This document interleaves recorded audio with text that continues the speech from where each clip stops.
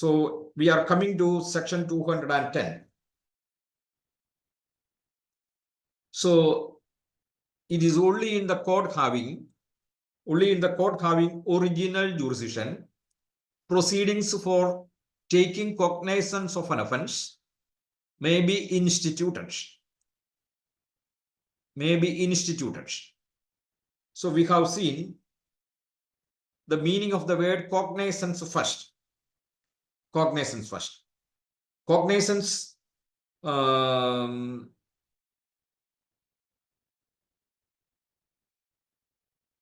I have told you that it is not application of mind. Mere application of mind is not taking cognizance. The literal meaning of the word cognizance, to take cognizance, is to become aware of. So the moment the magistrate reads or peruses the complaint, he applies his mind and he becomes aware of the offences, provided the complaint discloses commission of an offence. So when the complaint discloses commission of an offence, then there are two options for a magistrate. One, to forward the complaint to the magistrate under section 156(3). There is no corresponding provision in the BNSS, unfortunately. And or to decide that, yes, I am not sending it to the police. I am going to inquire into it. I myself will deal with this complaint.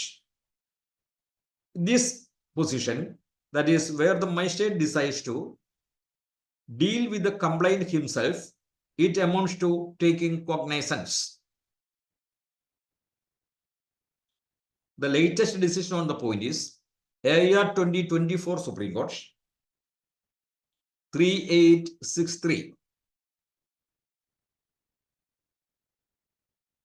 Yes, I am giving you this meaning.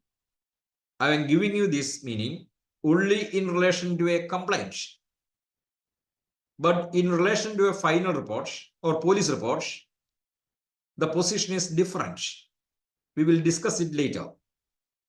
So far as a complaint is filed, the magistrate is said to have taken cognizance only after application of his mind.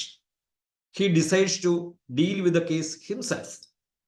So what is the next step so far as he is concerned after taking cognizance? He has to record the sworn statement of the complainant and inquire the case into by himself. So taking cognizance is nothing but a mental exercise which is manifested by the course taken by the magistrate. The moment he says that I will record this sworn statement of the complaint, even though he did not record it on the same day, it clearly shows that he has taken cognizance. And once cognizance is taken, magistrate cannot forward the complaint under section 156(3) to the police. A complaint can be forwarded to the magistrate, police, only before the precognizance stage. Not before that, not after that. So application of mind is necessary even in the case where the magistrate does not take cognizance. Only after he applies his mind to the allegations in the complaint, so that he may know whether the allegations constitute an offense. If the allegations do not constitute an offense, the only option before the magistrate is to reject the complaint, as there is no valid institution of the proceedings. The magistrate cannot even entertain it. You can see AR 2024 Supreme Court 54. In every case, he has to apply his mind. But merely because he has applied his mind, it cannot be said that he has taken cognizance. So cognizance does not mean application of mind. It is something else. It is the decision taken by the magistrate in his mind to proceed under the subsequent sections of the chapter 15.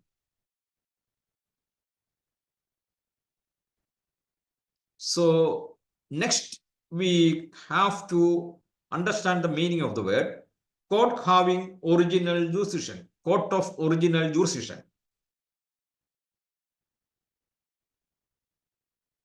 Court of original jurisdiction means it is the court in which a proceedings has to be instituted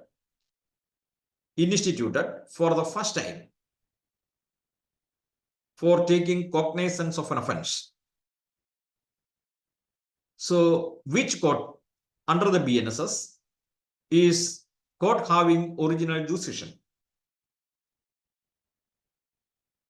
And what is the difference between civil law and criminal law so far as original jurisdiction is concerned? In civil law, CrPC section 15, you get the answer. What does section 15 say? That every suit shall be instituted in the court having in the court of the lowest grade, which is competent to try the suit, take cognizance of the suit. So cognizance is there even in civil cases, and the suit should be instituted in the lowest court, competent to take cognizance of the matter, cause of action. But when we come to criminal law, it is not so. There is a difference. In BNSS or CrPC, there is no provision to the effect that proceedings shall be instituted in the court, in the lowest court having jurisdiction, because there is no question of concurrent jurisdiction. Powers are different. Then where will we get the provision indicating that it should be filed or instituted in the court having original jurisdiction? So if any section says that a particular proceedings, especially a proceedings for taking cognizance of offense, shall be instituted only in a particular court, it means that is the original court having jurisdiction for taking cognizance of the offense, not for other matters.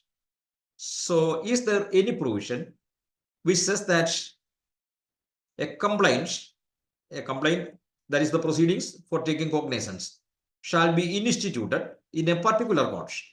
Then if there is an answer, that means that is the court having original jurisdiction.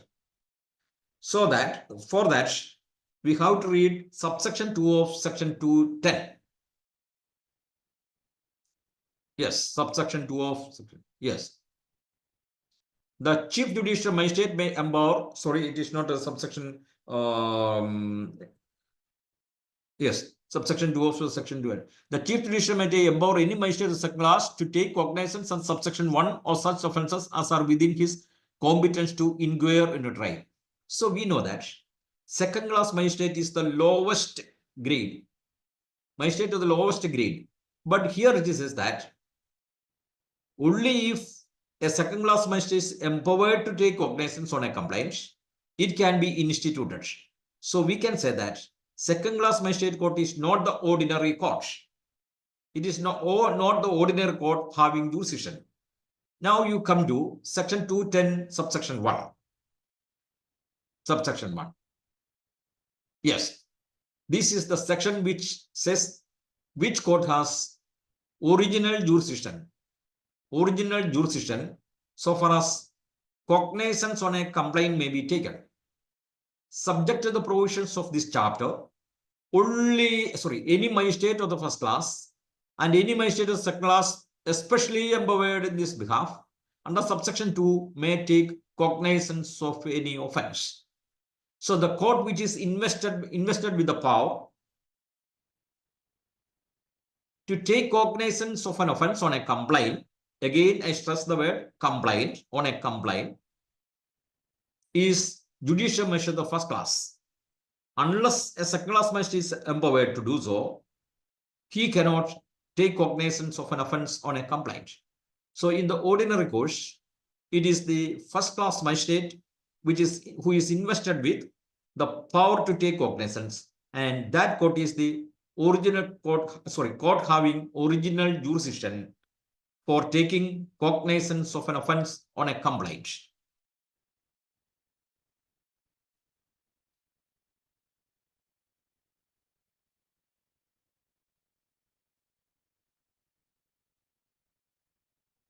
Yes. See, section 210 subsection 1 says that subject to the provisions of this chapter. Why that subject to the provisions of this chapter? I am going to explain. Any magistrate of the first class and any magistrate of the second class is specially empowered in this behalf. Unless there is a special empowerment, second class magistrate cannot take it. And subsection 2 may take cognizance of any offence. So which court is empowered to take cognizance of an offence is given in subsection 1 of section 2. That is a magistrate of the first class or a magistrate of the class if he is empowered. So that is the court having original jurisdiction, because it is in that court only you can institute a complaint. The rest of the section also we can read. Subject to the provisions of this chapter, any magistrate of the first class and any magistrate of the second class specially empowered in this behalf under subsection 2 may take cognizance of any offence upon receiving a complaint of facts including any complaint, etc. So the court which is invested with the power to take cognizance on a complaint is judicial first class magistrate or specially empowered second class magistrate. So far as taking cognizance of an offence on a complaint is concerned, the court having original jurisdiction is magistrate, court of magistrate. What does it mean? It means that no other court can entertain a complaint for taking cognizance. For other purposes, it may there. So far as taking cognizance is concerned, the magistrate having jurisdiction to do so is the court which is having jurisdiction to do so is court of the magistrate. It is the original court having original jurisdiction. That means a complaint cannot be filed in a sessions court. There is a specific provision dealing with it. That is a section 213. Because we know the hierarchy, the lowest one is a second class magistrate. Unless he is specially empowered, it cannot entertain a complaint. Then just above it, we have first class magistrate, and just above we have sessions court. So the question is, why a complaint cannot be filed in a sessions court? The answer you will get in section 213. Except as otherwise expressly provided by the Samhita or by any other law for the time being in force, no court of session shall take cognizance of any offence as a court of original jurisdiction. See? So there is a specific bar for a sessions judge, sessions court, to take cognizance on a complaint. So it clearly says that a sessions court, so far as a complaint is concerned, is not court of original jurisdiction. Then, but it can take cognizance, it can proceed with the case, entertain a complaint or some matter, if the matter has been committed to it by a magistrate under this Samhita.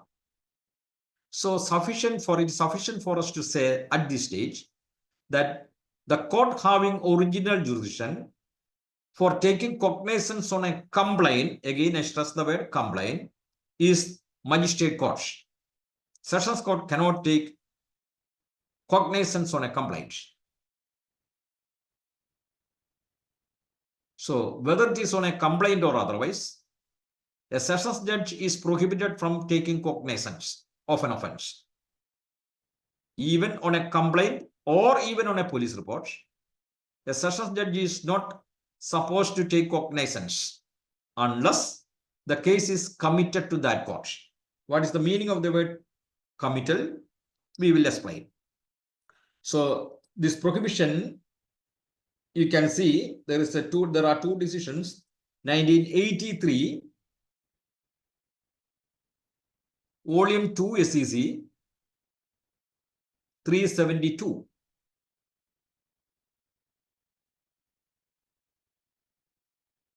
A year 2012 Supreme Court 1485.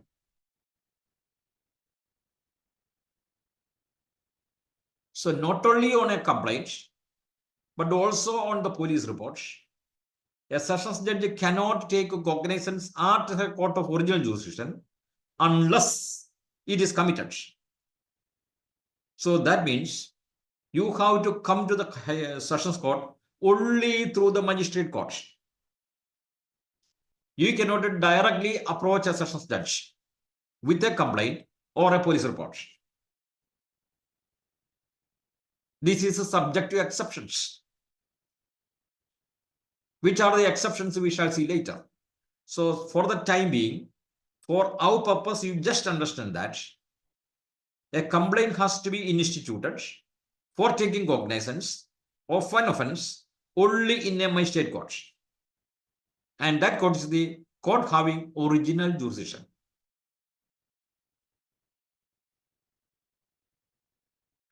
So this section says that unless there is a committal, a sessions judge cannot entertain a matter. So what do you mean by committal? What do you mean by committal? There are beginners, and for other understanding, I would tell you that a complaint or a police report has to be submitted initially before the magistrate in sessions cases. Even in sessions cases,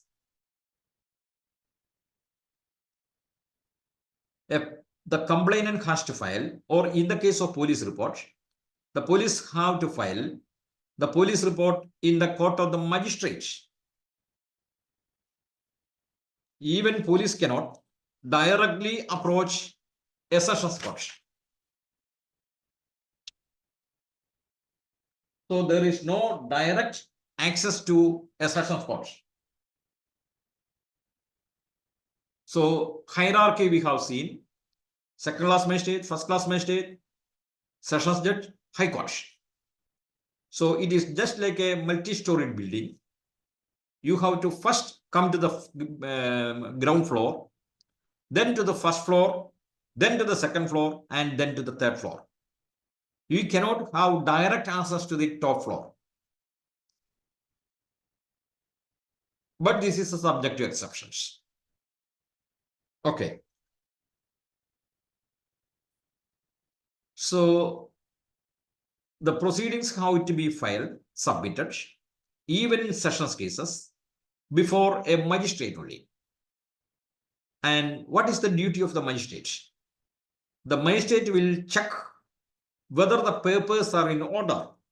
All the documents have been filed. Yes. So whether it is a complaint case or whether it is a police case, the party can approach only the magistrate. There is no direct access to the sessions court. A party has to possible to move slightly to the right. Yes, it is my problem. Sometimes I tilt my head. Yes. So no party can directly approach a sessions court. There is no direct access because it is on the top floor. So you cannot have direct access to the top floor. You come to the lowest court, that is the ground floor, magistrate court, then sessions court, second floor, or magistrate second class, third floor it is. So this is what is contemplated by section 213. So what is meant by committal? Because section 213 says that if it is committed by a magistrate court, then the sessions court can take up the matter. So a sessions court can take up a criminal matter, police report or complaint case, only if there is a committal order by a magistrate. So the question is, what is meant by committal? Committal is when a police report or complaint is filed in a magistrate court, which discloses commission of an offence triable by a sessions judge, sessions court, the duty of the magistrate is to check whether the papers are in order, whether all the documents which are necessary for the trial of the case have been filed. If everything is in order, his duty is only to send up the documents to the sessions court. He cannot pass any other order. He will send up the documents, the file, to the sessions judge. This sending up the file materials along with this police report and the complaint is called committal. So committal is a process of sending of these records by a magistrate to a sessions court which is competent to try the case. It is done by, no, there is no transfer. Transfer is always from one court of equal strength to another court, equal grade to another court. Sessions judge has no, magistrate has no power to transfer a case. Transfer is given by the some of the provisions towards the end of this BNSS, not before that. This is just, it is a statutory duty of the magistrate to send up the police report or the complaint along with the records after his satisfaction that, yes, the materials disclose commission of a sessions offence. So, why the process of committal, sir? The process of committal is there because it is only one kind of screening. Unnecessary materials should not reach the sessions judge, which is of a higher grade. So there is a screening. The process is a screening process. The magistrate will inspect the documents, the materials, and decide whether the allegations constitute commission of a sessions offence. So if the allegations do not constitute commission of a sessions offence, the magistrate will not send it up to the sessions court. He will try it himself. He will try it himself. So this process is called sending up the magistrate applying his mind, perusing the documents or records, and apply his mind for what? Apply his mind to see whether the allegations constitute a sessions offence. This process is called committal. Committal. And the magistrate has to do it by passing an order of committal. Order of committal. You can read section 232 CrPC. 232 CrPC.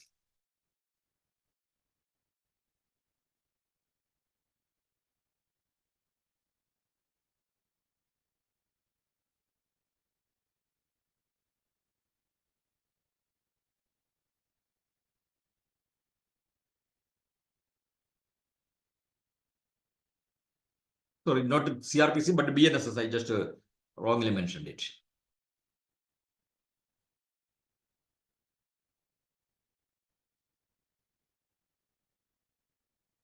(232). Yes. See, magistrate can grant bail in sessions cases, except in two instances, which I have already given you. But in the case of default bail, it is immaterial whether it is a magistrate offence or sessions offence. Default bail, the magistrate is bound to give irrespective of the nature of the offences. Even in that case, default bail, the accused is indicted. So 232.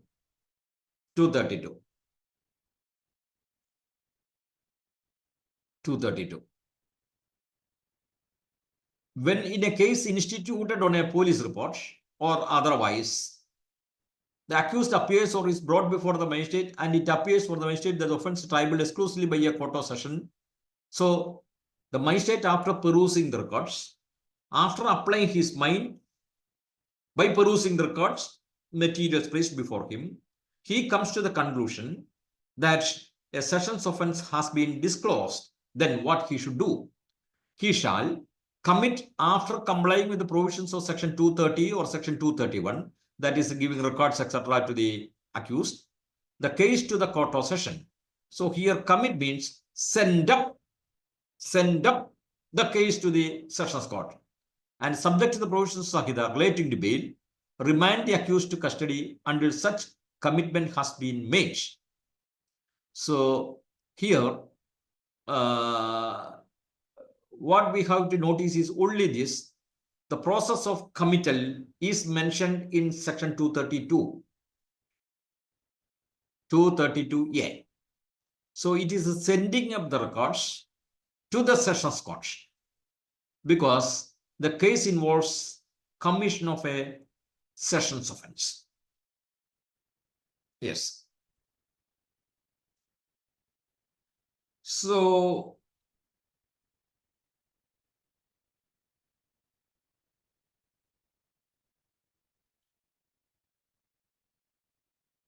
we have seen that a sessions judge cannot directly take cognizance of an offence. It has to come from the magistrate court. The magistrate court has to satisfy itself that a sessions offence is involved, and he has to send up the materials to the sessions judge with his order of committal. So sending up the documents, sending up the records and the materials to the sessions judge for trial is called committal, and that is done by the process of passing a committal order. So after getting these records, what the sessions judge is supposed to do? What the sessions judge is supposed to do? Magistrate sent up the records, right? Cognizance. He has to take cognizance. So there is a controversy whether cognizance can be taken twice. Cognizance taken by a magistrate, already taken by a magistrate, then there is no question of the sessions judge taking cognizance again. Such a view has been expressed in one Supreme Court decision. There is no question of sessions judge taking cognizance again. I will give you that decision, but remember that it is not the settled position. Year 2002 Supreme Court, 2784.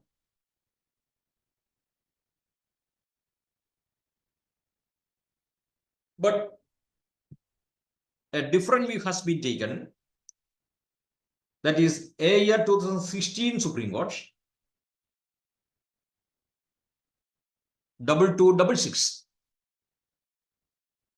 which says that the sessions judge takes cognizance after it has received the committal order. So double cognizance. What is the legal position? Let us analyze. Again, section 232. It will give you the answer. Whether sessions judge takes cognizance after committal. Section 232.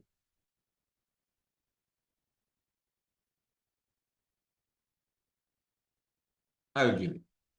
See, magistrate takes cognizance even in a police report or complaint which discloses commission of a sessions offence. The duty of the magistrate is to send up the records to the sessions court. So magistrate has already taken cognizance.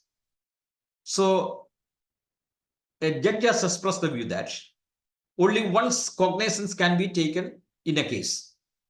That means even if it has been committed by the magistrate, and since the magistrate has already taken cognizance of the offence, the sessions judge, there is no question of the sessions judge taking cognizance. This view is wrong. I have given you the decision, year 2016 Supreme Court 2266.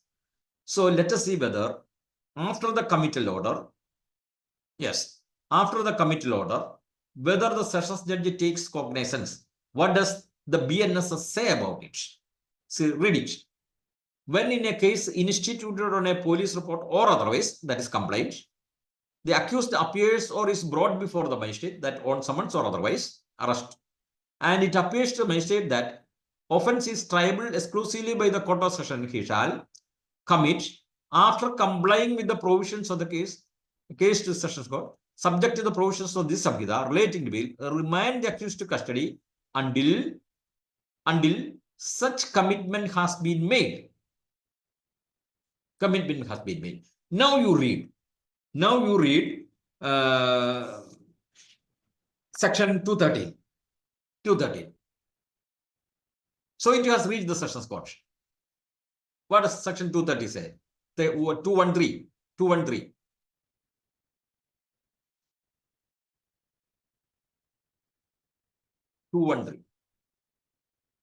Yes.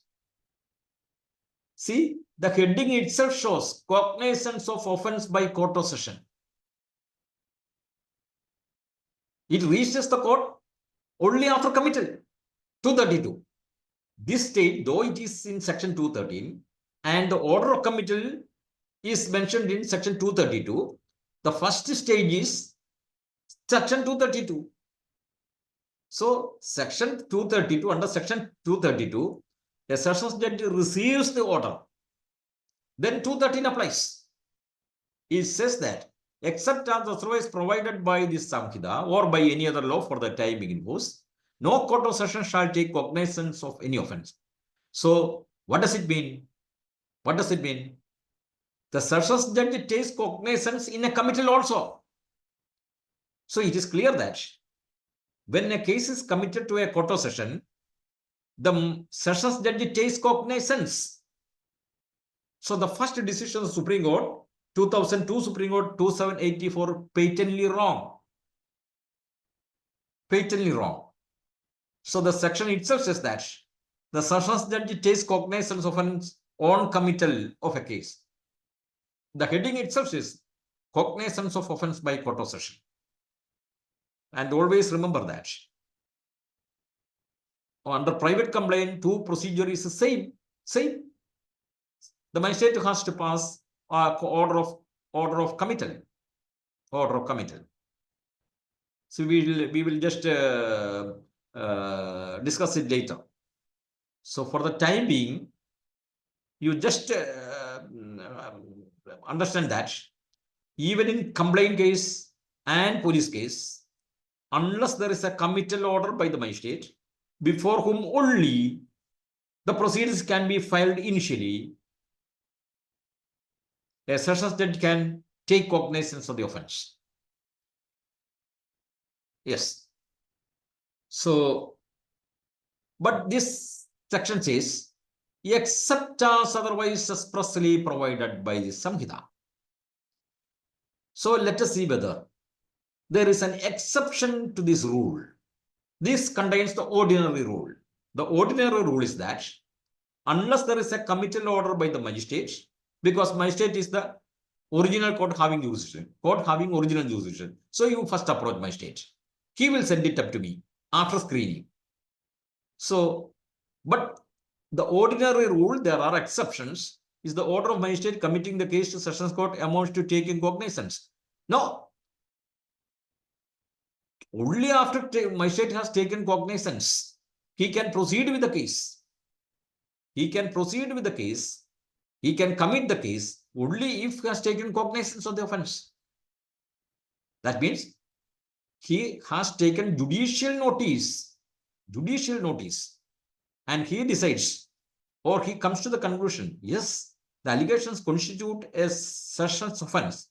It has to be tried by a sessions court. I cannot do anything. So I will send it up to the sessions court. That is taking cognizance. Only after the magistrate has taken cognizance, he can commit the case.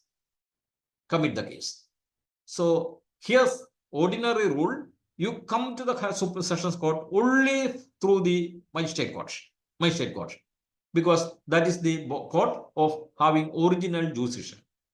Okay. So Let us see why it is stated, except as otherwise expressly provided. Is there an express provision in the BNSS to the effect that even without a committal, a sessions judge can take cognizance? Is there any specific provision?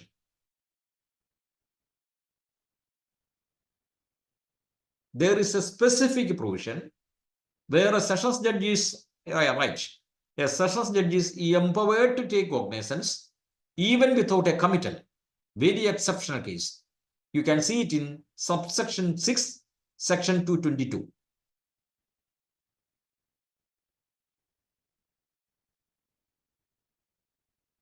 But section 222, the first part will reveal what kind of case it should be.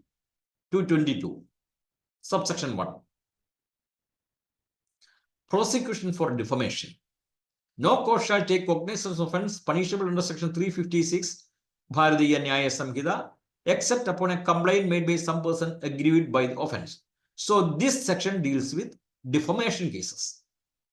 Criminal defamation. You know that both civil and criminal cases are maintainable in the case of a defamation. So this section deals with the defamation. Now subsection 6. Subsection 6. Sorry, not subsection 6. 234. 234. Notwithstanding anything contained in this Samhita, when any offence falling under section 356, that is defamation, is alleged to have been committed against a person who at the time of such commission is the President of India, the Vice President of India, the Governor of a state, the Administrator of a Union territory, or a Minister of the Union or of state or Union territory, or any other public servant, employed in connection with the affairs of the Union or of a state in respect of his conduct, in the discharge of his public functions, a court of sessions may take cognizance of such offence without the case being committed to it upon a complaint in writing made by the public prosecutor. See, here it says that if the defamed person at the time of commission of the offence, see, at the time of commission of the offence, not after his retirement, not after he ceases to be in that office, is the President of India, Vice President of India, Governor, Administrator of a Union territory, Union Minister, State Minister, Public Servant, etc. in respect of his conduct. So the defamatory matter should have something to do with discharge of his public functions. Then a court of session may take cognizance of such offence without the case being committed to it upon a complaint in writing made by the public prosecutor. So here, it should be filed by a public prosecutor. It should be filed by a public prosecutor, the complaint. So there is no question of police report in a defamation case, whether it is an ordinary man or whether it is a president or other officers. In a complaint, in a defamation, only on a complaint, the court can take cognizance. In the case of president and in vice president, etc., even without a complaint, that means a complaint can be directly filed before a sessions judge. There is no question of any committal. But the application, the complaint should be filed by a public prosecutor. Okay. So it is just like we have seen that in a multi-storied building, floor 1, floor 2, floor 3, there may be a lift. Unless you come to the first floor, you cannot reach the second floor. But here, if it is on the top floor, if there is a helipad, you can directly land on the top floor. So here, even without coming to this first floor or second floor, you can reach the third floor. That is the sessions court. You can directly approach a sessions court with a complaint. provided the complainant is the public prosecutor. The procedure we shall see later. Okay. So this is an exception contained in BNSS that even without a committal, a sessions judge can take cognizance of an offence. Then another exception is given, subject to the expressly provided in this route or special statutes. So there are special statutes which say that even without a committal, a case can be taken cognizance of by a sessions judge. For example, you can see special judges, then SC/ST provision, SC/ST Prevention of Atrocities Act, then special cases NDPS Act. It's also a sessions case. So there are special statutes which provide for taking cognizance by a sessions judge even without a committal.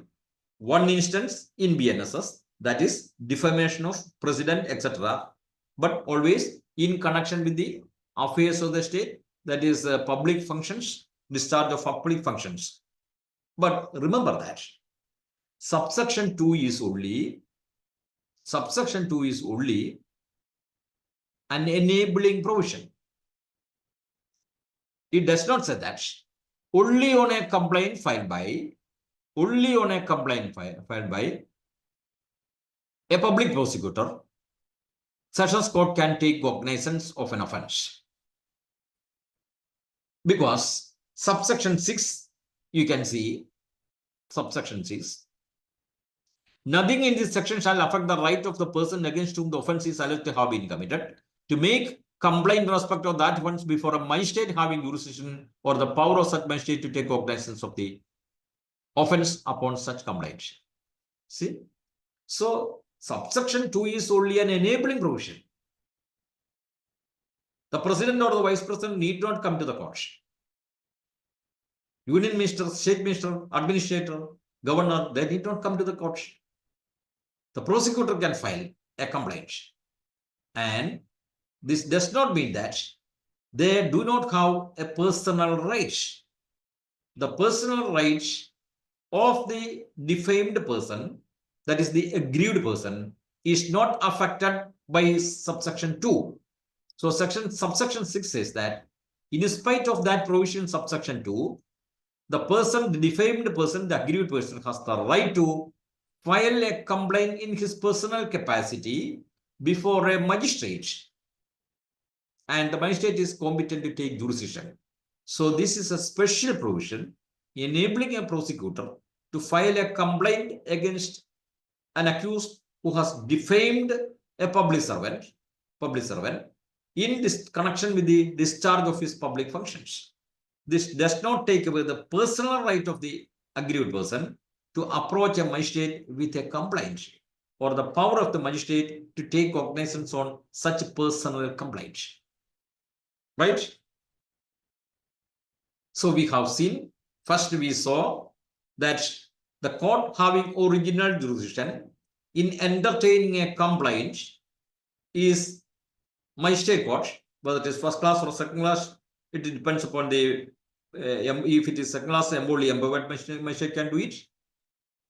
Then we have seen that the ordinary rule is that a sessions judge cannot directly take cognizance of offence, but this is subject to the exception contained in section 22(1). In the case of defamation of president, etc., if the complaint is filed by a public prosecutor, the sessions court can directly take cognizance. But this does not take away the right of the personal right of the defamed person to approach the magistrate with a complaint. So we have seen magistrate court's power, sessions court's power. Then what about high court? Yesterday we saw that high court is also a criminal court under BNSS. So that's why the section starts apart from the high court. So in addition to the high court. So high court also is a criminal court under BNSS. So Supreme Court is not a criminal court under BNSS. Yes. So what about the high court? Has the high court been empowered to take cognizance of a criminal case as an original court of having jurisdiction. Sessions judge we have seen at least one sentence, one provision is there, one instance is there. But what about the High Court? There is no provision in BNSS empowering a High Court to take cognizance on a complaint or otherwise directly. So far as complaints or police reports are concerned, a High Court is not a court of original jurisdiction.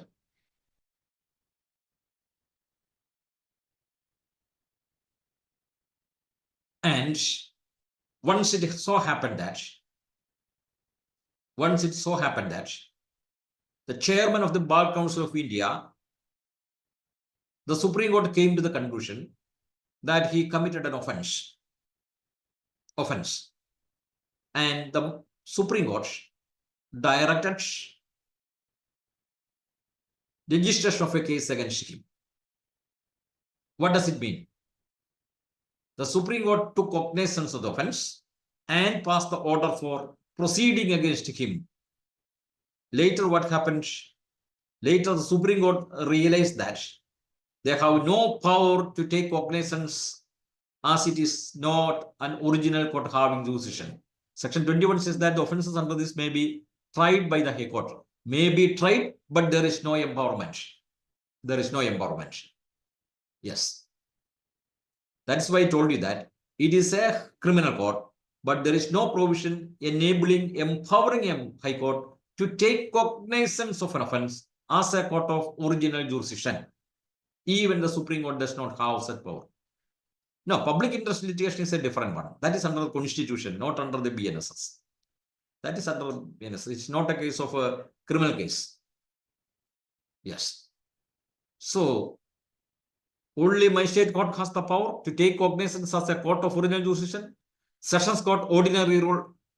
What is the procedure means? Procedure for what? Procedure for what? For Sessions Court. Sessions Court, committal only. But in the case of exception, you would directly file a complaint. The prosecutor has to directly file a complaint. He need not come through the magistrate. Supreme Court, there is no question of having any original jurisdiction in the case of taking cognizance. Taking cognizance. No. But appeals, revisions, etc., you can go to the Supreme Court. But that is not an original court having jurisdiction. Original court of jurisdiction, neither the High Court nor the Supreme Court is a court of original jurisdiction so far as taking cognizance of an offense is concerned. That's why the Supreme Court realized the mistake and recalled the order. Recalled the order. I have not noted that decision, but I remember that there is such a decision. The Bar Council of Chairman, the chairman of the Bar Council of India was from United Uttar Pradesh then. Uttar Pradesh. It is a reported case. It is a reported case. You can get it in Advocates Act. Advocates Act. Yes. Then there are special statutes we have seen. High Court, there is not a court of original jurisdiction. Then there are some instances where any court can take cognizance in a criminal matter of an offense. So we have seen that only Magistrate Court, in exceptional cases, High Court, Sessions Court, and never High Court or Supreme Court, because Supreme Court is not a criminal court at all under the BNSS. Then there are some instances where any court can take cognizance. Any court can take cognizance of certain offenses. This is an exception to the ordinary rule. You will get it in section 384, old section 345. 384 BNSS, which says that any court can take cognizance of a particular offense.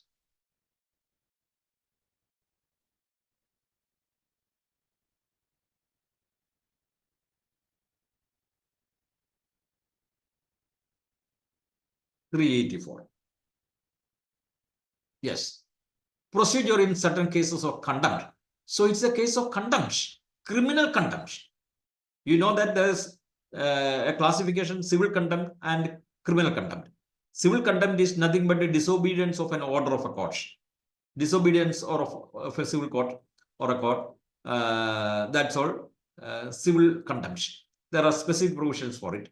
But here, it is a criminal contempt. When any such offense as is described in section 210, section 213, section 214, 215, or the Bharatiya Nagarik Suraksha Sanhita is committed in view or presence of any civil, criminal, or revenue court, the court may cause the offender to be detained in custody and may at any time before the rising of the court on the same day take cognizance of the offense. See, which court? Civil, criminal, or revenue court. That is executive magistrate court. Criminal court, that is revenue court, can take cognizance. So, except as otherwise provided, first instance we have seen. Here it is a second instance. So, take cognizance of the offense, and after giving the offender a reasonable opportunity of showing cause why he should not be punished under this section, sentence the offender to fine not exceeding 1,000 rupees and to default on in default of payment of fine to simple imprisonment for the term which may extend to 1 month unless such fine is sooner paid. Yes. So this is an exception. It is committing contempt. In the presence of or in view of a court. See, which are the offenses? Offenses mentioned in section 210, 13, 14, 15, 267. So 210,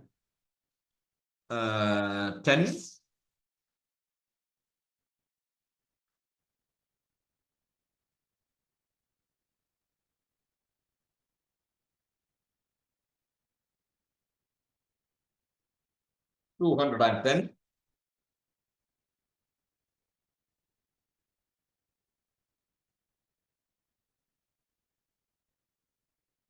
See, omission to produce a document to public servant by person legally bound to produce or deliver it. So, non-production of a document. He is present in court. It is done in the presence of the omission to produce document to public servant by personally legally bound to produce it. Say a person is in custody of a document. He appears before the court with the document. The magistrate says that you produce it. He says that I won't produce it. Then it becomes a contempt of court. That's the 210. The person who is in possession of the document appears before the court with the document, but he does not hand it over to the magistrate. So that is the case covered by section 210. Then section 213, refusing oath when duly required to take oath by a public servant. So the witness is put in the witness box. He refuses to take oath. Unless he takes oath, he cannot be examined under the Oaths Act. So a refusal to take oath is an offense under section 213 and he can be punished under section 384.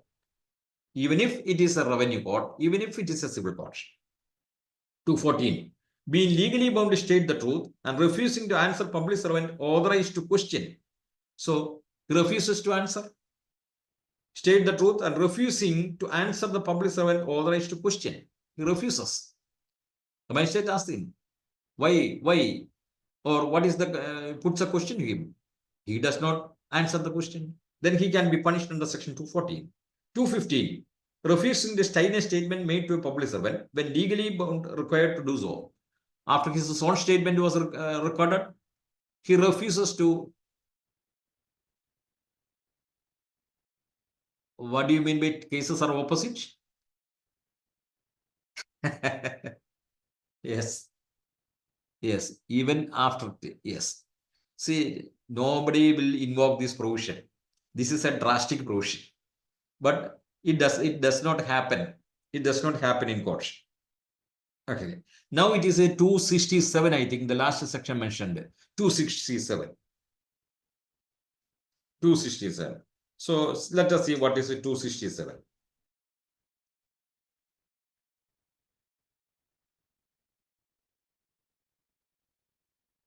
Intentional insult or interruption to a public servant sitting in the stage of a judicial proceeding. Sometimes this happens. Intentional insult or interruption to a public servant sitting in any stage of a judicial proceeding. Say, magistrate is conducting the judicial proceedings in a court. Suppose someone present in the court smokes a cigarette that is covered by this section. It is covered by section 2, intentional insult or interruption to a machine. Then he interferes, he makes interruptions. Section 267 covered. But what is required is that should be done in the presence of or in view of the magistrate or the court. Suppose somebody standing on the veranda,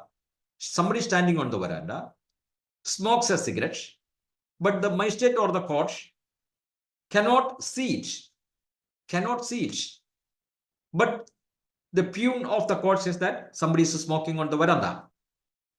This provision cannot be invoked. The magistrate did not see it.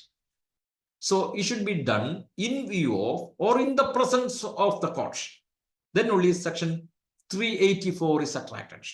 So section 384 is an exception which says that any court, civil or criminal, or even revenue court, can take cognizance of an offense, the offenses mentioned in this section, provided the offenses are committed in the presence of the court, judge, or in view of the judge.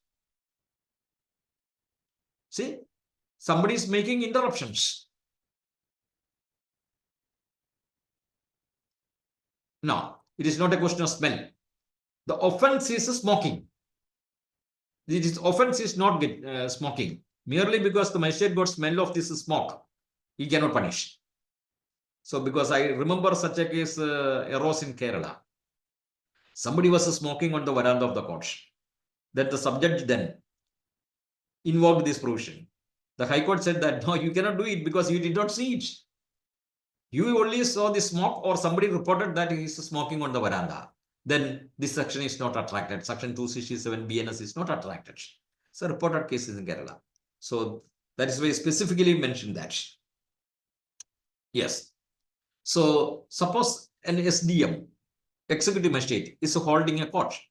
Somebody is talking aloud without any restraint. Then this provision can be invoked. So here it is a summary procedure. It is a summary procedure. We are not discussing this section now. Only I have brought to your notice that this is an exception to the ordinary rule that only a magistrate court, my first class magistrate or second class magistrate empowered, can take cognizance of an offense on a complaint. But here, there is no mention of a complaint.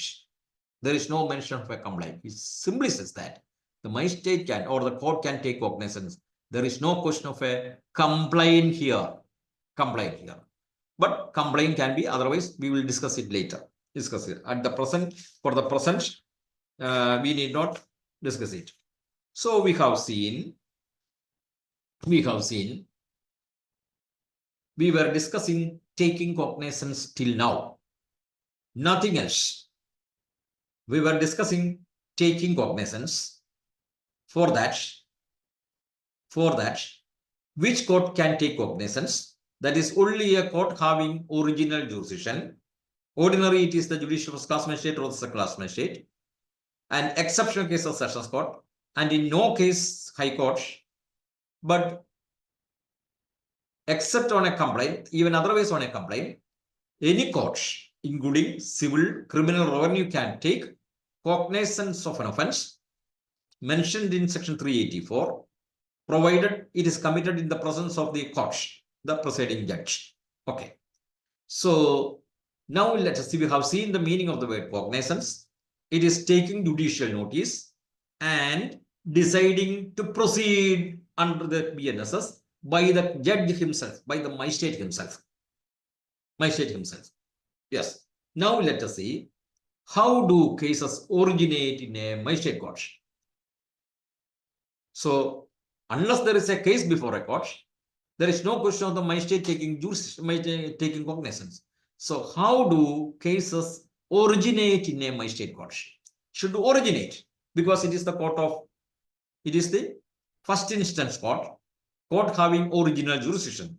So, how cases originate in a magistrate court? So, let us see. Section 210(1). How cases originate. Subject to the provisions of this chapter, any magistrate of the first class or the magistrate of the class empowered in this behalf may take cognizance of any offence. What is the material? 1. Upon receiving a complaint, that is, upon a complaint. B. Upon a police report. C. Two limbs. C has two limbs. Upon the information received by the magistrate from any person other than the police officer, or the second limb, upon his own knowledge, that is, knowledge of the magistrate. So these are the 4 situations where a magistrate can take cognizance. These are the 4 instances where a magistrate can take cognizance. The first one is on a complaint. The second is on police report. The third is information received from anyone other than the police officer. The last one is on information. We are discussing each of these situations now. Each of these situations. First one is complaint. So, magistrate takes cognizance, can take cognizance on a complaint. So, what is a complaint? Section 2H defines a complaint. 2H.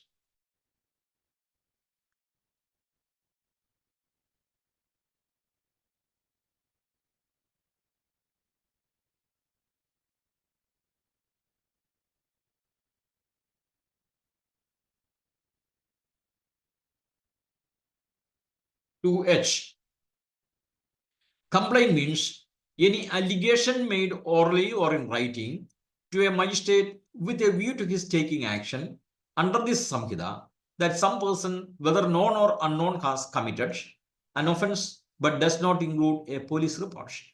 Explanation.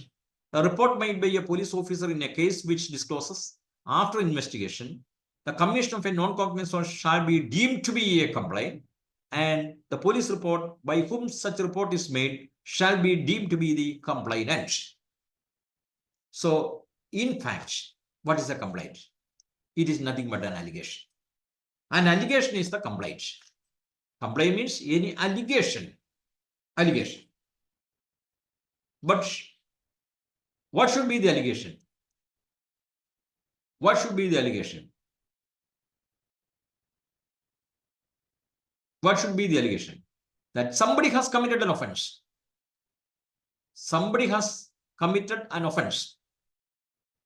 An offense has been committed. The person may be known or unknown.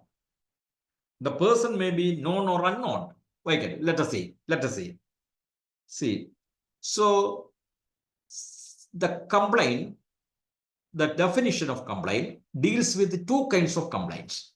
The first is a real complaint. The second is deemed complaint. So, the first one is real complaint. That is, any allegation made orally or in writing. So, what does it mean? There can be an oral complaint. There can be oral complaint before a magistrate. Take a case where an accused is brought before the court under arrest. Then he raises an allegation that I was tortured by the police on my way to the court, and action may be taken against the police. The court cannot insist on his giving the complaint in writing. The moment he makes this oral complaint, it is complete. So the section, the definition itself discloses that the complaint can be oral or in writing. Then it should be made to a magistrate. That means you cannot make it to a sessions judge. You cannot make a complaint to a sessions judge because it has no original jurisdiction. Then, with a view to his taking action under the Samhita, with a view to his taking action under the Samhita. Why? Because some person, whether known or unknown, has committed an offense. So somebody has committed an offense. Action may be taken under the BNSS.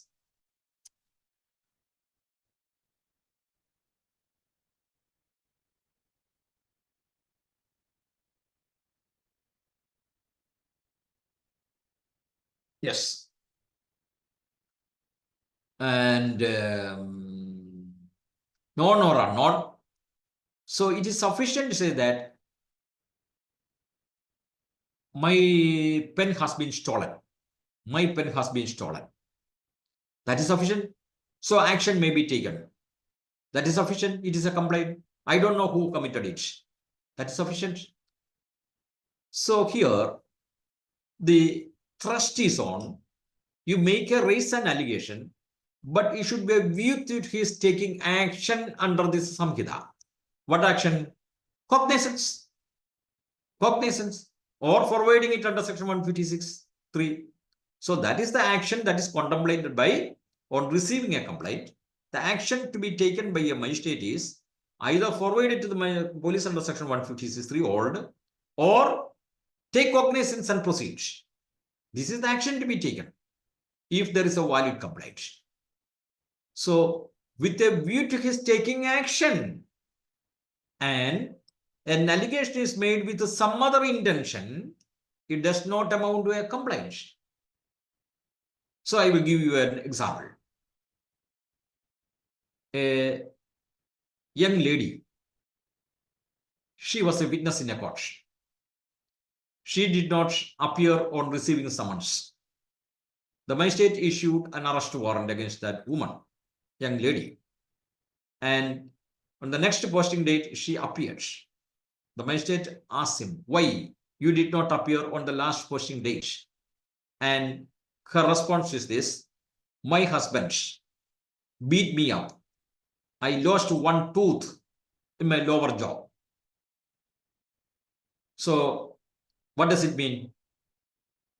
It amounts to an offense. It amounts to an offense. She has raised an allegation that she was beaten up by her husband and she lost one tooth.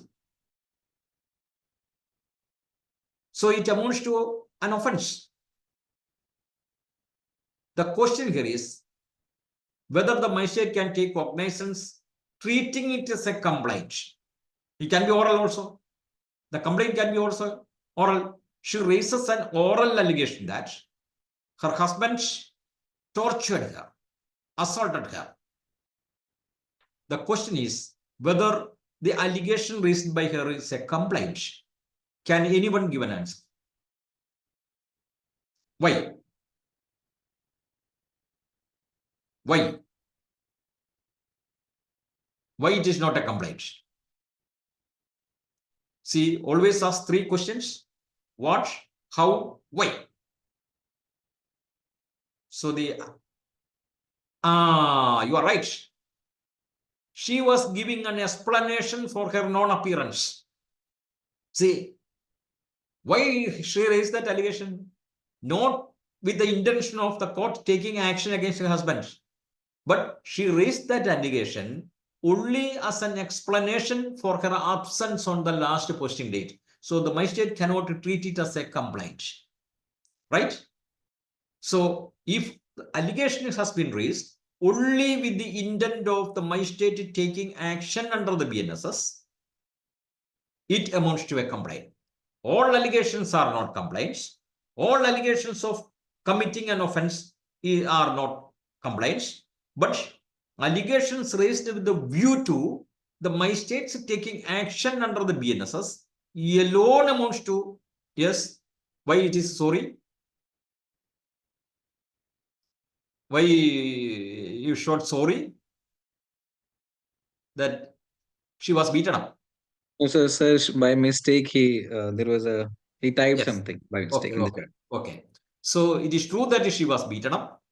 It is true that that amounted to an offense, but the allegation is not an offense because she raised that allegation, made that allegation only as an explanation for absence in the court on the last posting date. The magistrate is not supposed to treat it as a complaint, right? So this is the significance of those words. That is, with a view to his taking, magistrates taking action under this Samhita. That is the significance. Then known or unknown, we have already seen. Then, but does not include a police report. So a police report, we have seen what is a police report. Police report is not a complaint. Police report, the definition we can see. Police report. That is a report filed after investigation of a cognizable offense. Police report. Yes, a report forwarded by a police officer to a magistrate under subsection 3 of section 193. That is a cognizable offense. So that is not, police report is not a complaint, but that is subject to an explanation. What is subject to an explanation? What is that explanation? A report made by a police officer in a case which discloses after investigation the commission of a non-cognizable offense shall be deemed to be a complaint, and the police officer by whom such report is made shall be deemed to be the complainant. So here, actually it is not a complaint. It is a police report, but it will be deemed to be a complaint. So deeming provision means it is a fiction. Really, it is not a complaint. Really, it is a report because the police conducted an investigation. But the investigation discloses that there is no cognizable offense, only non-cognizable. So then it will not be treated as a complaint. It's as a police report, though in reality it is a police report. It will be treated as a complaint. This is a deemed complaint, and the police officer who files the report is deemed to be the complainant. Clearly, explanation of complaint. See, I am going to explain it. Once we explained it, I remember it. But remember, when we discussed the cognizable offense and non-cognizable offense, we discussed it. A police officer has the power to investigate into an offense only if there is an allegation that somebody has committed a cognizable offense. Cognizable offense. If the allegation is that he has committed a non-cognizable offense, a police officer cannot investigate. So what is the provision? The provision says that the investigating officer, the SHO, shall immediately refer him to a magistrate. You go and file a complaint before the magistrate. I cannot, without an order, investigate the case because it is a non-cognizable offense. But the explanation says that, or the provision says that, if it is a case of involvement of cognizable or non-cognizable offense, it will be treated as a cognizable case. So when there is an allegation that several offenses committed and one of them is a cognizable offense, that means it will be a cognizable case and not a non-cognizable. The police can investigate into both offenses, cognizable as well as non-cognizable.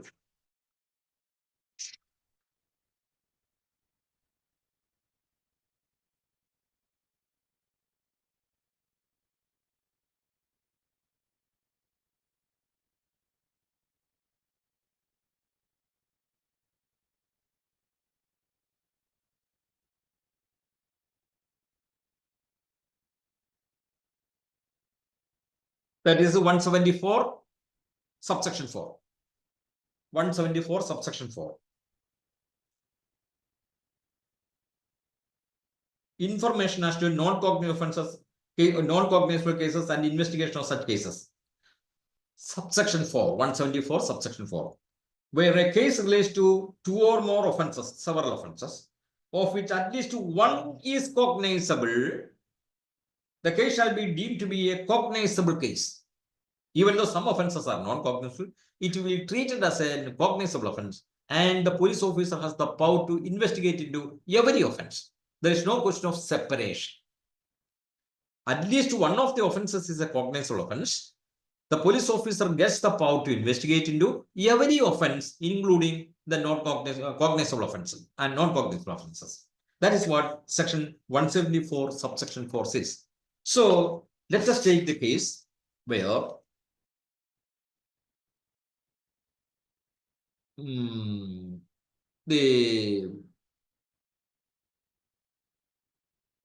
a complaint is made and information is given to a police officer by a particular person. His case is this: I was beaten on the cheek, right cheek, by a person, and I suffered pain. What is the offense? Under IPC, it is a section 223, causing simple hurt. No weapon is used, nothing. He just slammed him, and it caused pain. It is nothing but the simple hurt covered by section 223 IPC. It is a non-cognizable offense. So ordinarily, what the police is supposed to do? Record the matter in the Judiciary. Some person came here, he complained that he was slapped. As this is a non-cognizable offense, SHO has no power to investigate, so he has been referred to the magistrate.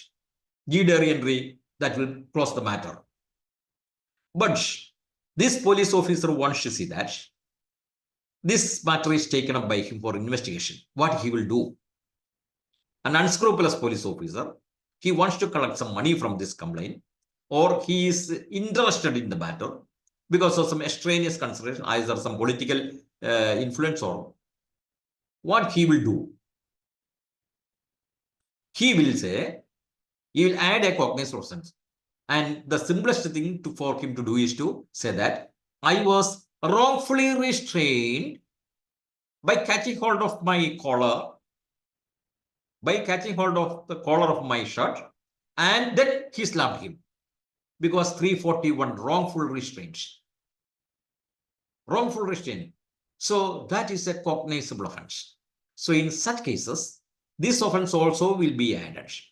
And since it is a cognizable offense, the information contains a cognizable offense, it will be treated as a cognizable case, and the police officer can investigate both 341 and 323. But after the investigation, he will honestly report that, see, there was no commission of 341, it was a wrong statement, he was only slapped, only 323. Again, police report will be filed because there is an investigation. A police report will be filed. Every investigation should end in a police report. So he will file a police report. Here, the information contained commission of a cognizable and non-cognizable, right or wrong, is a false allegation, but it contains such an information. And so the SHO got the power to investigate. And after the investigation, the SHO reported that only 323, that is non-cognizable offense, has been committed. This is the situation covered by explanation 2H. Yes. So even though that is a police report after investigation, that report will be not treated as a police report, but a deemed complaint. So it will be treated on the same footing as a complaint, and the police officer the complainant. This is the provision. I gave you two decisions earlier. You can note down these two decisions again. That is 1996,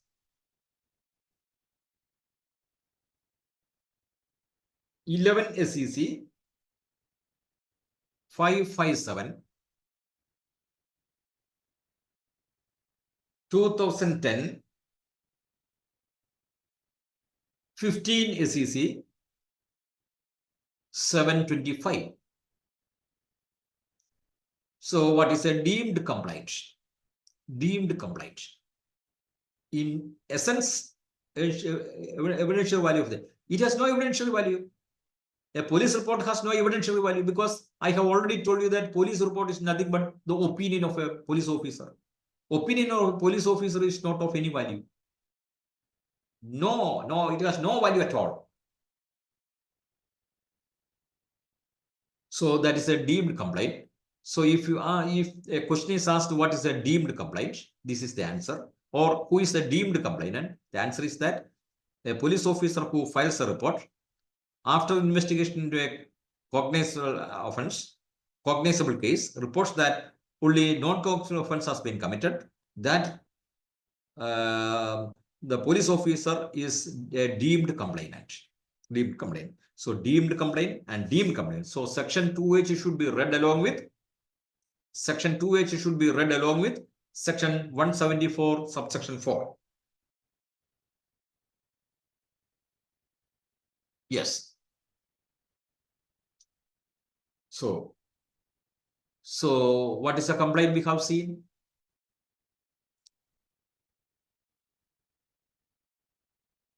Now the question is, there may be documents filed along with the complaint.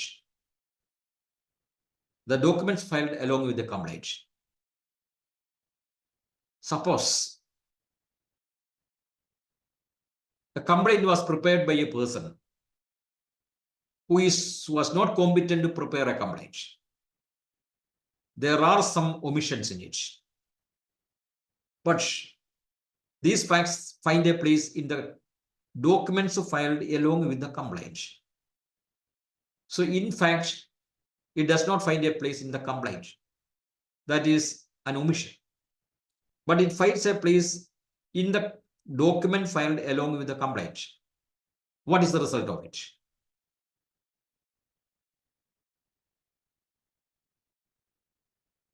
The law is that documents filed along with the complaint also will be treated as part of the complaint. See, a complaint was filed, but there was a material omission. So the magistrate cannot take cognizance on this complaint because there is a material omission. But that omitted part is seen in a document filed along with the complaint. So if the document produced along with the complaint is also taken into consideration, the magistrate can take cognizance. So the question is whether the magistrate can take into consideration that document and take cognizance of the offense. No, there is no question of the correctness of the allegation. There is no question of the correctness of allegation at this stage. Taking cognizance only means whether there is a prima facie case. That means whether the allegations constitute an offense. Whether there will be proof for it is not at all a consideration at that stage. Whether the complainant will be able to prove it, it is of no consequence. It is immaterial, irrelevant. So in one decision, the Supreme Court held that documents filed along with the complaint also will be treated as a complaint. So they should be read together. That is 2007, 6 SEC, 555, 555, 555. Documents filed along with the complaint also will be treated as part of the complaint.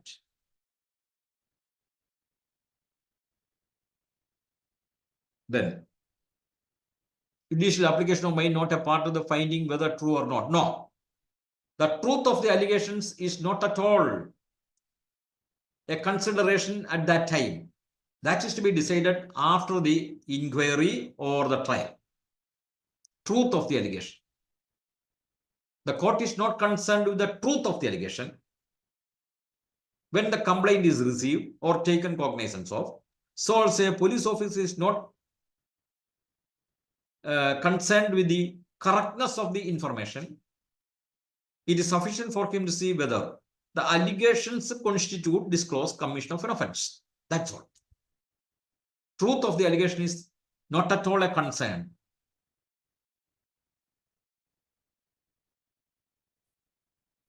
Then you must have heard about a protest petition. What is a material omission? Suppose a material ingredient. No, every complaint take. No, there is no question of taking cognizance on every complaint, because I told you that if the complaint does not disclose commission of an offense, then it will be rejected. Then there are other instances where a complaint can be rejected. A sanction is necessary. There is no sanction. Then it is not instituted by a proper person. It will be rejected because there is an institutional defect. The rejection takes place when there is an institutional defect. So merely because the magistrate, the complaint has been filed, the magistrate is not bound to take cognizance of it. Then if it is forwarded to the police, there is no question of cognizance. It will be treated by it will be dealt with by the police. So here, you must have heard about the word protest petition. Protest petition. Protest petition. What is the remedy in a proceeding in a court? Remedy for what? Remedy for what? Joseph? What remedy for what?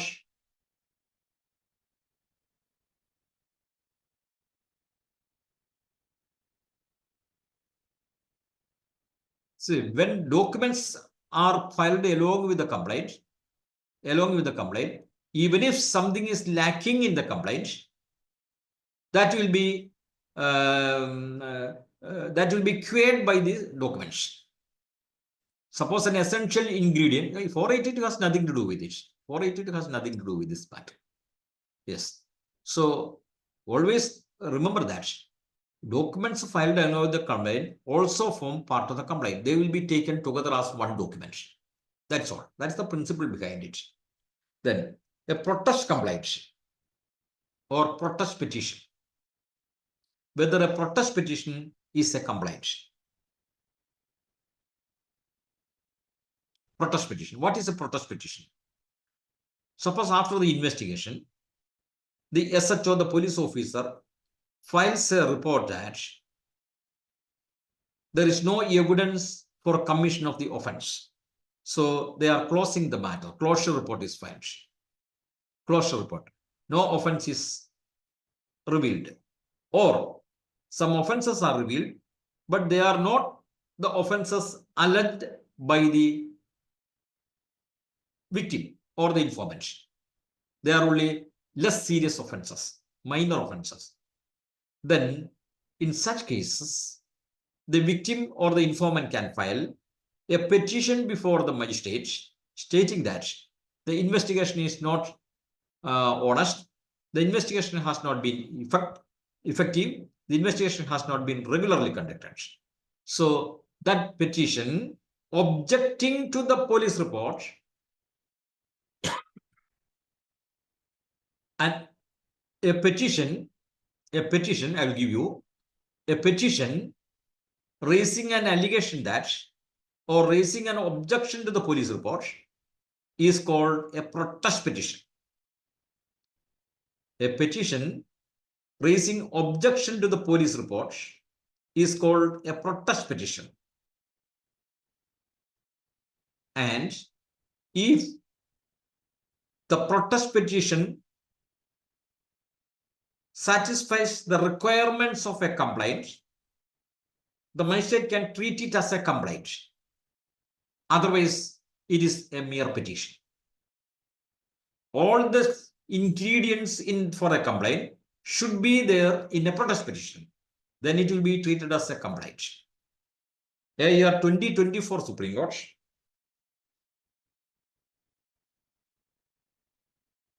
(3863).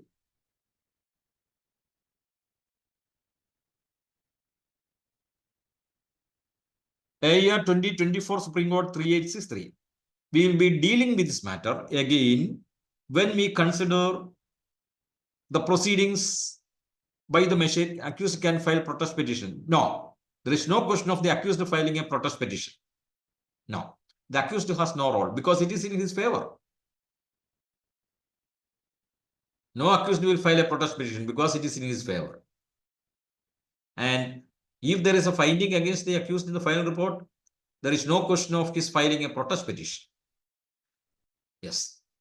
Okay. So AIR 2024 Supreme Court 3863 says that if the protest petition contains or satisfies the requirements of a complaint, the magistrate can treat it as a complaint and take cognizance on it.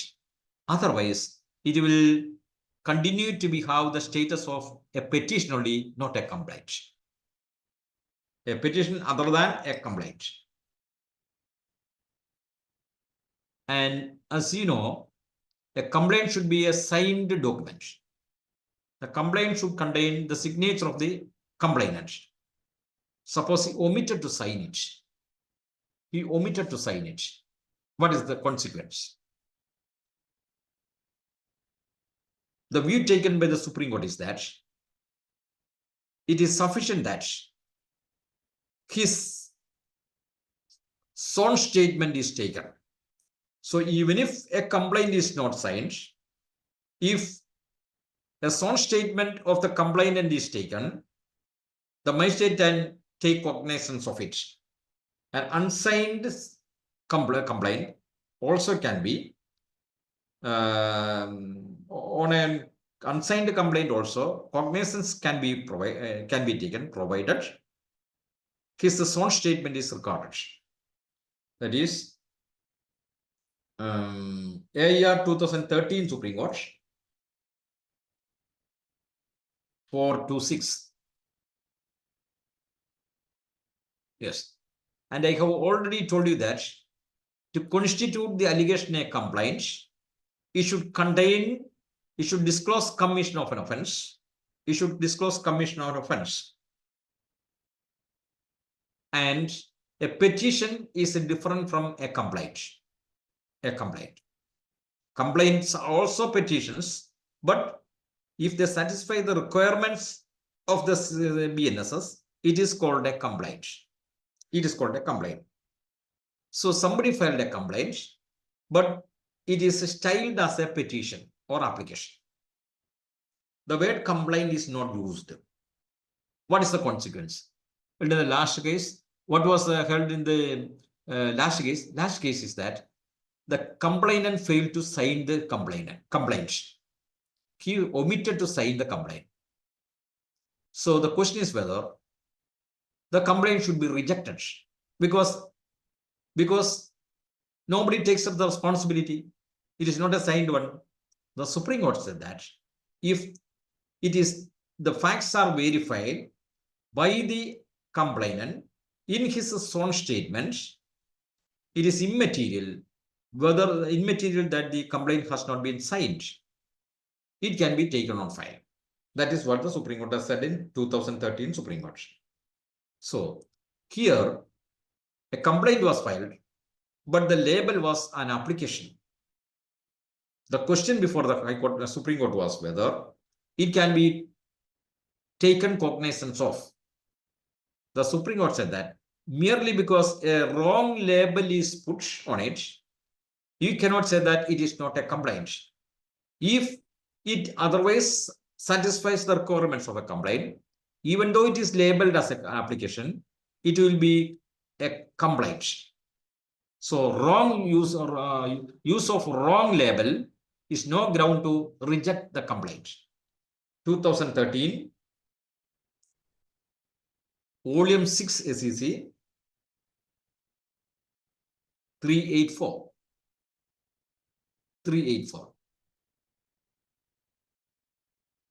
Now, we have already seen that there are forms prescribed for certain things. There is a form prescribed for summons. There is a form prescribed for warrant, arrest warrant, attachment warrant, etc. Now the question is there a form prescribed for a complaint? Or can it be in the form of a letter? Can it be in the form of a statement? A mere statement? The Supreme Court held that it can be in any form because no form has been prescribed for a complaint. No prescribed format. AER 2006 Supreme Court 705.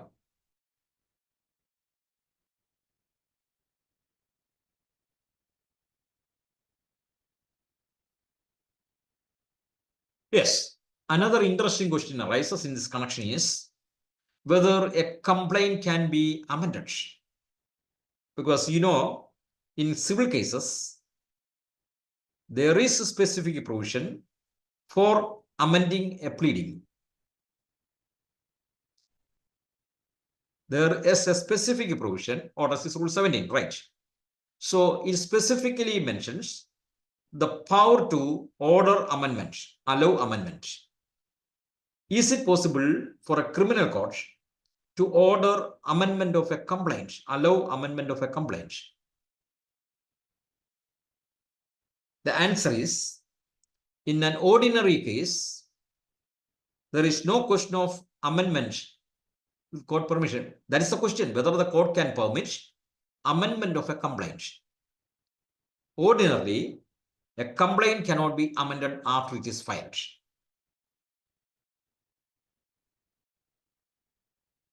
AER 2008 Supreme Court 3086. So a defect, ordinary rule, a defect in a complaint cannot be cured by filing an amendment petition, by amending it. Amendment petition will not be allowed. So the complaint will not be allowed to amend the complaint. But the rigor was taken away by the Supreme Court later. The Supreme Court said that if the nature of the amendment is simple and does not cause prejudice to the opposite side, the complainant may be allowed to amend it. Take a case where the name of the accused is one Hariharan. His initial is PK. The accused is shown as PK Hariharan. But really his initial was MK Hariharan.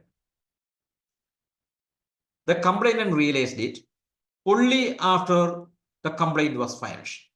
The question is whether he can be allowed to amend the complaint to correct the mistake in the initial. The Supreme Court held that if the nature of the amendment sought for is simple and does not cause any prejudice to the opposite side, it can be allowed. 2015, Volume 6 SEC 72.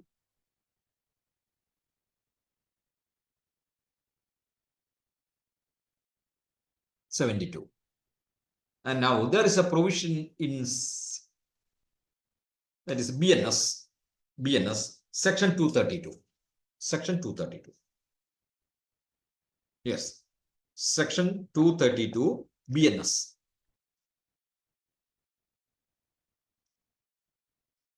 Yes, that is threatening a witness, threatening any person to give false evidence. That is BNS, not BNSS.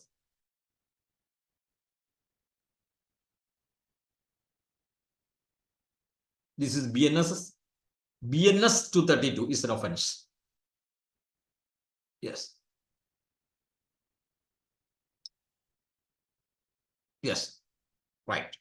So, section 232 creates an offense, BNS. It says that if a witness is threatened to give false evidence, see, he is an occurrence witness, the accused approaches him, don't tell the court, disclose that I committed the offense.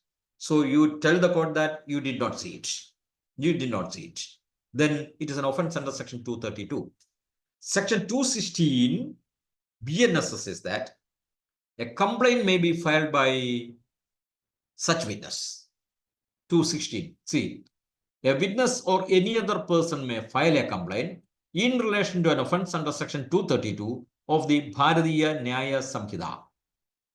So, witness or any other person is entitled to file a complaint if the witness was threatened to give false evidence in favor of the accused.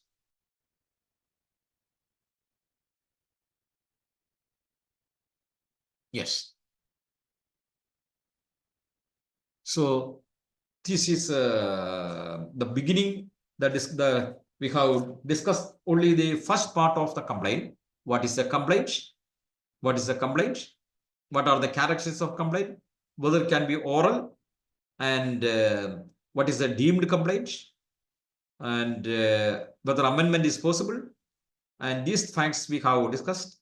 The next class we will see the bar in taking cognizance of certain offences on complaint. There is a bar created by the BNSS itself. So any question?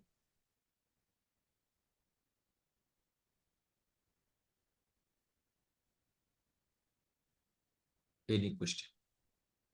When does inquiry begin and end in criminal cases? So we will be dealing with this subject later, but for your purpose, for the present purpose, the moment a magistrate takes cognizance of an offence, inquiry starts, and it ends with the recording of the plea of the accused. In warrant trial, it is recording plea after a charge is framed. In other cases, summons case, no charge is there, but plea is recorded. Particulars of offense are stated to the accused. That's all. So the three stages we have seen: investigation. Investigation ends with the police report. Inquiry starts with cognizance. Inquiry ends with charge or plea. The last step in the inquiry is recording plea. Then the trial starts. Yes. Minor typographical errors in names. Right. These minor errors can be corrected. For example, his full name was Hariharan, but he was mentioned only as Hari. Hari. That can be corrected. No prejudice will be caused. It's a simple thing. It's a simple thing. Initial mistake or date. Instead of the date 1/1/2020, he mentioned 1/1/2022. Can be corrected. Simple thing. Otherwise, with regard to the material facts, there is no question of amendment in criminal cases. The witness will file complaint before the magistrate or the police. See, a complaint is always filed before a magistrate. There is no question of filing a complaint. Legal term, we do not use. It is only an information to police, not a complaint. A complaint is always filed before a magistrate. Now, what is the last question?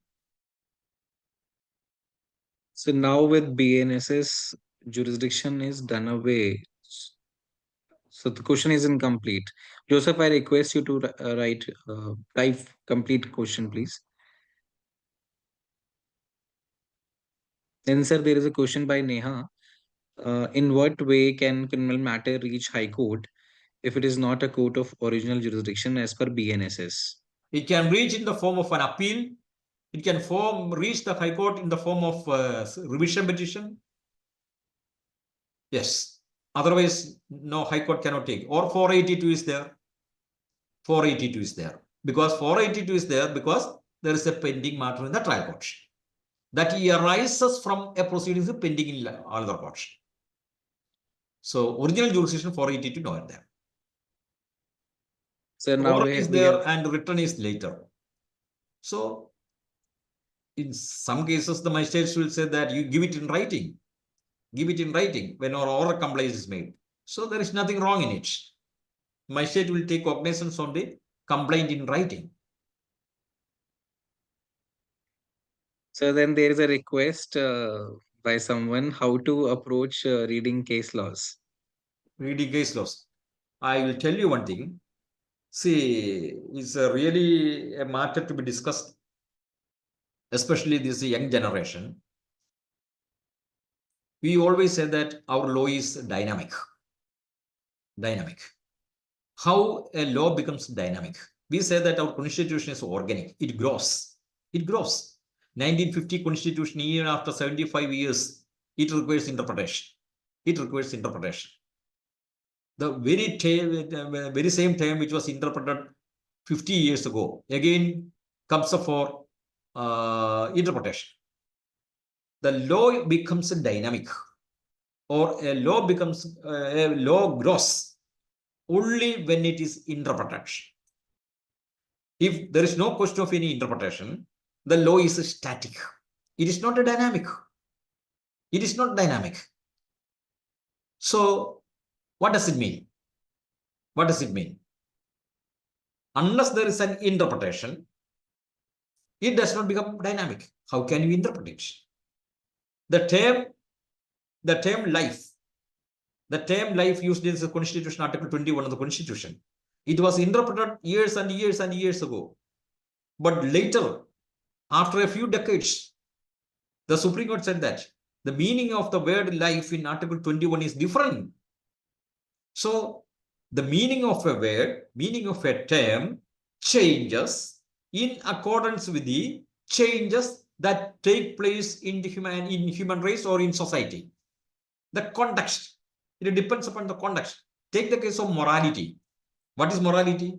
What is morality 50 years ago is not the meaning with which we use it after 50 years now. Morality is different. So even boys and girls, they were not allowed to mingle in classrooms 50 or 60 years ago, but now they are very free. Morality is different. So when you are able to interpret a word differently, then that means there is growth. It becomes a dynamic. But for that, who helps the courts? Advocates. Advocate gives this interpretation to courts, and that is accepted or rejected by the courts. So for what? For that, what is necessary? What is necessary is that you must be able to distinguish your case from the case which had already been decided by the court. The opposite side, it has already been decided by the court. See, the meaning of the word life, it has already been interpreted. Then you must be able to tell the court, that is not the meaning. That is not the meaning to be given in the context of my case. In the context of my case. So for that, what is necessary? You must know the facts of your case as well as the facts of the case which was decided earlier by the court. It follows that. This software will not help you in interpreting laws. Software, what is the problem? It is only a search engine. Don't become a slave of this software. It is a search engine only. If you find out some dictum in a judgment, read the entire text of the judgment. Then compare it with the facts of your case. See whether that dictum can be applied in your case. If you are not able to make a comparison of these facts and make a distinction between your cases, you don't have legal mind. So legal mind means you must be able to compare cases and make a distinction between the two cases and tell the court, see, that decision will not apply to my case. The facts are different. So a different view has to be taken in my case. So that is the duty of an advocate. And never become a slave of this software. Read the entire text of the judgment. Then only you will be able to give an interpretation, a new interpretation to the court. Yes, that is how our law becomes dynamic. Yes. When a complaint is made before a magistrate and he orders police to investigate, there is no question of taking cognizance, because the magistrate has no, only when the magistrate decides to take the case by himself, deals with the case himself. Here he is sending it to the police. There is no cognizance. It is a precognizance stage. Yes.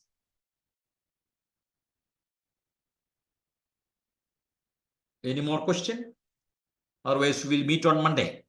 So Monday we will start bar of taking cognizance. Bar.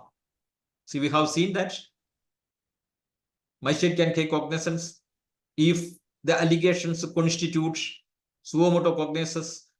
Say there is no question of the magistrate taking suo moto cognizance in a criminal case under BNSS. But contempt of court is different. That is a contempt. Sir, the question is in context of High Court. That's why I told you. High Court can take suo moto contempt case. That is under the Contempt of the Courts Act, not under the BNSS. BNSS, there is no provision. Ordinary IPC offences or other offences. Yes. But you know that in civil cases, there may be, there are instances where the High Court acts as a court of original jurisdiction, especially election petitions. MPs and MLAs. Election petitions are filed before High Court, original jurisdiction. No other court can enter because of Representation of People Act. It confers original jurisdiction on High Court. Otherwise, it's Section 15 CPC. It should be instituted in the court having or the lowest grade. Yes. So the next topic we will be considering High Court as well. I know that Bombay High Court has original jurisdiction at matters. I know civil matters, right? Because I was a student in Bombay Law College. I was a student there. I know it. Yes, in Kerala we don't have original jurisdiction. Yes, but certain High Courts have. Even Madras High Court had. If a complaint is filed at an outpost, Cognizance of Information, police does not entertain it. No, because he is not an SHO there. He will send. There will be a diary and he will be sent to the SHO. When the information is received by a police officer at the outpost who is not a SHO, he will send the accused to the SHO. That is the procedure. Because only an SHO can register a case. A police officer at the outpost is not the SHO. There is no SHO at a police outpost. Which provision of BNSS will apply? Because that is for this outpost. See, the section itself says that information is given to an SHO, police officer in charge. Then it can be oral, we have seen. The police officer shall reduce it in writing and get it signed. Section 174. Yes. So, can High Court directly conduct trial like Telgi trial? See, under the CrPC or BNSS, High Court has no original jurisdiction. Under the BNSS, I said under the BNSS, there may be other statutes like Representation of People Act, etc. Otherwise, it is not. Yes. So we have heard about locus standi, especially in civil cases. In criminal cases, whether this principle is applicable, whether the complainant should have a locus standi. That is the next topic we will be discussing tomorrow. Sorry, day after on Monday. Locus standi. Okay. Thank you very much. Good night. So if you have more questions, you can ask on Monday. Yes. So thank you very much. Good night.